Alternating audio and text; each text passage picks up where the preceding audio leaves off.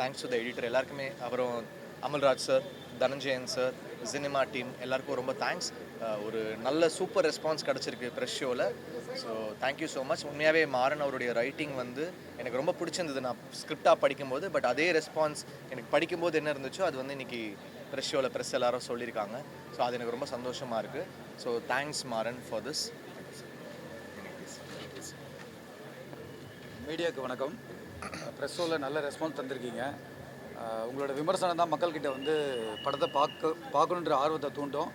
நல்லா எழுதுங்க, தவறுகள் இருந்தால் சொல்லுங்கள், நாங்கள் திருத்திக்கணும் அடுத்தடுத்த படத்தில். சப்போர்ட் பண்ணுங்கள் எங்களுக்கு.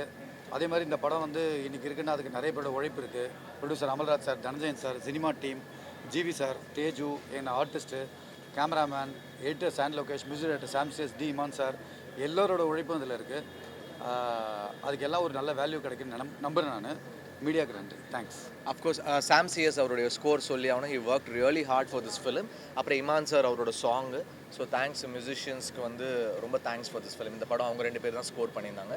சாம்சியஸ் தான் ஃபுல்லாக பேக்ரவுண்ட் பண்ணியிருந்தார். So thanks சாம்சியஸ், thanks Imman sir. Hello, எல்லாருக்கும் வணக்கம். இங்கே வந்திருக்கிற எல்லாருக்குமே, எங்கள் படம் பார்த்த எல்லாருக்குமே ரொம்ப ரொம்ப நன்றி. வெளியில் வந்தோடனே எங்களுக்கு ஒரு பாசிட்டிவ் ரெஸ்பான்ஸ் கொடுத்துருக்கீங்க. இதுதான் எங்களுக்கு ஒரு பெரிய பூஸ்ட் ஃபார் அஸ் டு இதுக்கு மேலே வந்து for us to work more. And reviews எழுதுங்க, தப்பு இருந்தாலும் சொல்லுங்கள் சார் சொன்ன மாதிரி. அண்ட் இந்த என்டையர் டீமுக்கு ரொம்ப ரொம்ப நன்றி. Maran sir, GV sir, Dhananjayan sir, Amalraj sir எல்லாருக்குமே ரொம்ப ரொம்ப நன்றி. எல்லாருமே எனக்கு தெரிஞ்சு ரொம்ப பேஷனேட்டோட எல்லா படம் பண்ணுற மாதிரி இதுவும் பேஷனேட்டாக பண்ணியிருக்கோம். ஸோ நீங்கள் அழகாக ரிவ்யூஸ் எழுதி எங்களுக்கு சொல்லுங்கள். Thank you so much. தேங்க்ஸ். எல்லாரும் வந்ததுக்கு ரொம்ப நன்றி.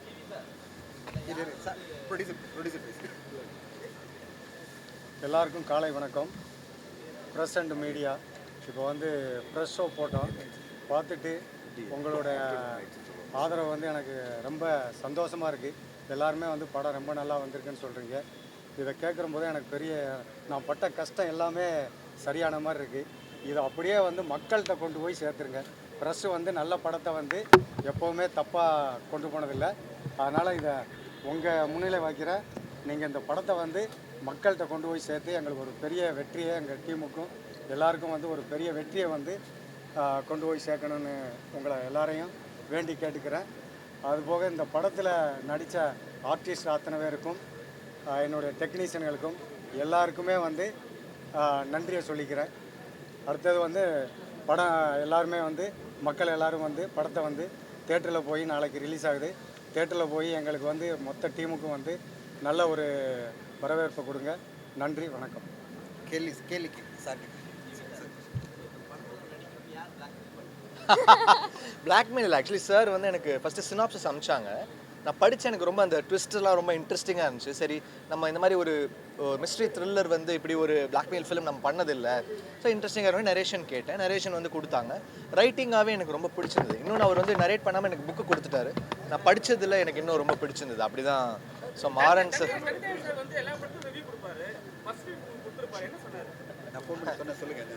அவர் வந்து என்னென்னா ஃபஸ்ட்டு படம் நாங்கள் எடுத்துட்டோம். சார் பார்த்துட்டாங்க. பார்த்துட்டு எனக்கு அடிச்சாங்க, சூப்பராக இருக்குது படம், நான் பார்த்தேன், ஸோ நாங்கள் எடுத்து ரிலீஸ் பண்ணுறோம் அப்படின்னு சொல்லிட்டு சொன்னாங்க.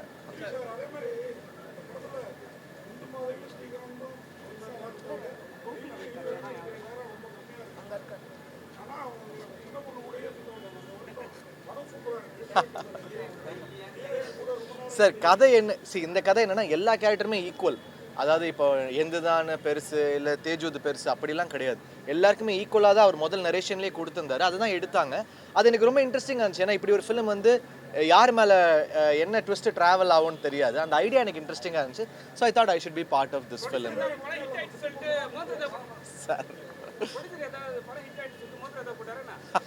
இல்லை சார், இப்போ தான் படம் ரிலீஸ் இருக்குது. நீங்கள் வந்து இப்போ எனக்கு கொடுத்த ரெஸ்பான்ஸை மக்கள்கிட்ட கொண்டு போய் சேர்த்துட்டிங்கன்னா எனக்கு மோதிரம் போடுவார் நான் நம்புகிறேன். அப்படி எனக்கு போட்டாருன்னா நான் கண்டிப்பாக அதை நான் உங்களுக்கு கொடுக்குறேன். மோதிரம் மட்டும் இல்லை சார், மோதிரம் மட்டும் இல்லை, அவருக்கு நான் நன்றி கடன் நிறையா செய்ய வேண்டியது இருக்குது. படம் ஹிட் ஆகட்டும், அதை நான் வந்து வார்த்தையால் சொல்லலை, செயலால் செய்வேன். சம்பளம் முக்கியம் இல்லை அப்படிங்கிறாரு. ஒரு மேடையில் தேனா பிரசாத் சொல்றாரு, டிவி சார் பல லட்சம் வச்சுருக்காங்க. இண்டஸ்ட்ரியில் எல்லாரும் என்ன சொல்றாங்க, டிவி சார்ட்ட போனால் சம்பளம் முக்கியம் இல்லை, பேமெண்ட் இல்லைன்னு. ஆனால் ஒரு கலைஞனுக்கு ஒரு வேலை பண்ணுறதுக்கு சம்பளம் முக்கியம் இல்லையா? இல்லை முக்கியம் தான். அதாவது எல்லா சமயமும் நம்ம அதை பண்ணுறது கிடையாது. ரொம்ப சில முக்கியமான டைமில் நமக்கே தெரியும் சுச்சுவேஷன் உண்மையாகவே ஜென்யூனாக இருந்துச்சுன்னா நம்ம பண்ணலாம்.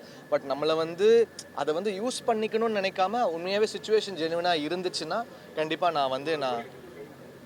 நான் நிறைய விட்டு கொடுத்துருக்கேன். நான் மியூசிக்லேயுமே நிறைய விட்டு கொடுத்துருக்கேன். நிறைய படங்கள் இப்போ சில பேருக்கு நான் நன்றி கடனாக பண்ணேன். இப்போ அநீதி வந்து வசந்தபாலன் சார் என்னை இன்ட்ரடியூஸ் பண்ணாங்க, அவருக்கு நன்றி கடனாக நான் பண்ணேன். அந்த மாதிரி சிலது பண்ணியிருக்கேன்.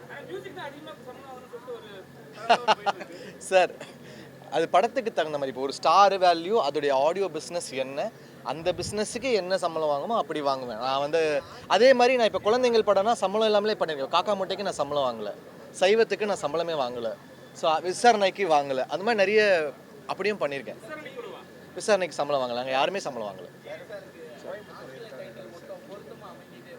சார் சென்னையில் நிறைய சொல்லிடுறேன் சார்.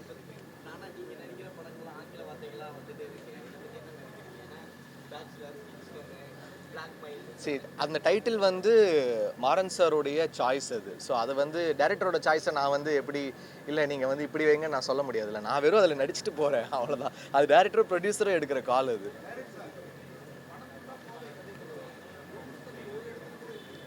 இல்லை சார், இல்லை கரெக்டு சார். ஆனால் நான் வந்து என்னென்னா கொஞ்சம் கமர்ஷியலாக பார்த்தேன் சார் அந்த படத்தை.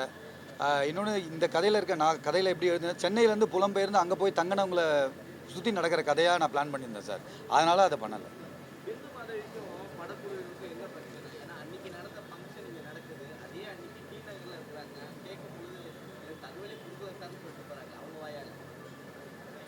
எந்த பிரச்சனையும் இல்லையே, நான் மேடம்கிட்ட பேசிட்டு தான் இருக்கேன். இல்லை நான் பேசிட்டு தான் இருக்கேன். ஆடியோ ஃபங்க்ஷனில் அவங்க வந்தாங்க. ஹைதராபாத் இருக்குது தான் ஒரே பிரச்சனை எனக்கு தெரிஞ்சு, டிஸ்டன்ஸு டக்குன்னு வர முடியல. இல்லை அதுதான் எனக்கு அது தெரியல. அது ஷெட்யூலாக வந்து அவங்க வந்து இந்த ஆடியோ ஃபங்க்ஷன் மட்டும்தான் கொடுத்துருந்தாங்க. அதனால் அவங்கள நாங்கள் டிஸ்டர்ப் பண்ணக்கூடாது. ஹைதராபாத் ஷூட் அது வந்து ஷெட்யூல் கொடுத்ததால நாங்கள் வந்து இது பண்ணல. நான் ப்ரொடக்ஷன் சைடு ஈபியாக சொல்கிறேன். இல்லை அது அவங்கக்கிட்ட அப்படி சொல்லியிருக்காங்க. ப்ரொடக்ஷனில் என்ன பேசியிருக்காங்கன்னு தெரியாது. ஆனால் என்கிட்ட ரெகுலராக பேசிட்டு தான் இருக்காங்க. அவங்க டச்சில் இருக்காங்க, நல்லாவும் நடிச்சிருக்காங்க. எல்லா ஃபீட்பேக்கும் நாங்கள் கொடுத்துட்டு தான் இருக்கோம். சார் டிஓபி சார் இந்த படம் வந்து எத்தனை தேட்டரில் ரிலீஸ் பண்ணுறீங்க? 200 ஸ்க்ரீன் சார். குறைஞ்சது 200 ஸ்க்ரீன் பண்ணுறாங்க. இல்லை 200லேருந்து ஒரு 250 பிளான். என்னென்ன சார், என்னோட முந்தைய 2 படங்கள் வந்து சென்னை பேஸ் பண்ணியிருக்கோம். இது அந்த மாதிரி ஒரு சிட்டியில் இருந்தால் நல்லா இருக்கும்னு தோணுச்சு சார். அதனால சார் அப்படிலாம் இல்லை சார். இப்போது நான் யோசிக்கும் போது இந்த மாதிரி தோணுது எனக்கு, அதனால் அதை பண்ணுறேன். அடுத்து பண்ண போகிற படம் ஒரு ஃபேமிலி ட்ராமா சார்.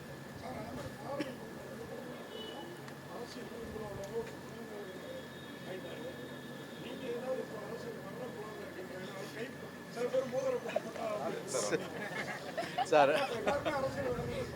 இல்லை சார், அரசியல்ன்றது நம்மளுடைய தாட்டில் இருக்கணும், நம்ம பேசுகிற விஷயங்களில் இருக்கணுமே தவிர அதை நான் வந்து நான் ஒரு தொழிலாக பார்க்கல. பட் என்னுடைய தாட்லேயும் என்னுடைய எப்படி சொல்கிறது, நான் கான்ஷியஸாக இருக்கேன்.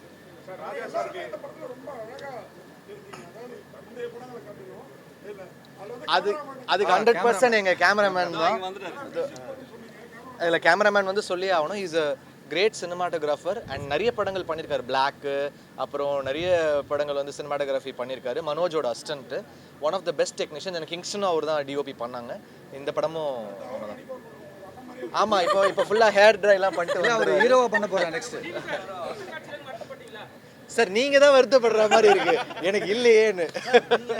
ஹீரோ நடிக்கிற படங்களுக்கு நீங்கள் மியூசிக்கே பண்ணுறது இல்லை, அது எப்போ சார்? இல்லை பண்ணுவேன், அதுக்கான சூழல் அமையணும். ஏன்னா நம்ம சொல்கிற டேட்டில் வந்து அவங்களுக்கு என்னென்னா சம்டைம்ஸ் அவங்க சீக்கிரம் வேணும்னு கேட்குறாங்க அவுட்டு. அப்போ என்னோட டைமிங் இதுதான் அப்படின்னு சொல்லும்போது அவங்களுக்கு ஒத்து வந்துச்சுன்னா அவங்க அந்த டைமிங் வராங்க. இல்லைன்னா அது நம்ம வேற கம்போசர் பண்ணிடுறாங்க. மறுநாள் இளையராஜா சாருக்கு கவர்மெண்ட் 50வது பிளான் எடுத்தாங்க. இசையமைப்பாளராக இருப்பாங்க. அவர் வந்து ஒரு பெரிய இன்ஸ்பிரேஷன் எல்லாருக்குமே. ஏன்னா நான் வந்து 3 பேர் தான் என்னோட inspiration. MSV sir, Ilaiyaraaja sir, Rahman sir. இவங்க 3 பேர் தான் மியூசிக்குடைய மொத்த வரைமுறை ஸ்ட்ரக்சர் எல்லாமே நம்ம தமிழ் சினிமாவுக்கு மாற்றி கொடுத்தவங்க, இந்தியா லெவலில் நமக்கு பேர் எடுத்து கொடுத்தவங்க. ஸோ இவங்களை ஃபாலோ பண்ணி தான் நம்ம எல்லாருமே வந்திருக்கோம். அதனால் அவங்க வந்து ஒரு பெரிய பொக்கிஷம் நம்மளோட தமிழ் சினிமாவுக்கு. அண்ட் ராஜா சார் வந்து ஒரு பெரிய பொக்கிஷம். I am really heartfully I congratulate.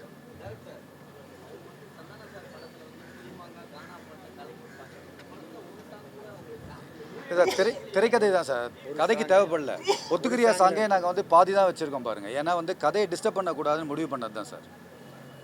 அதுவுமே எல்லா கதையுமே எல்லா பாட்டுமே வந்து கதை இருக்கும், சும்மா வெறுமனே இருக்காது. தேங்க்யூ சப்போர்ட் பண்ணுங்க. Thank you so much. எல்லாரும்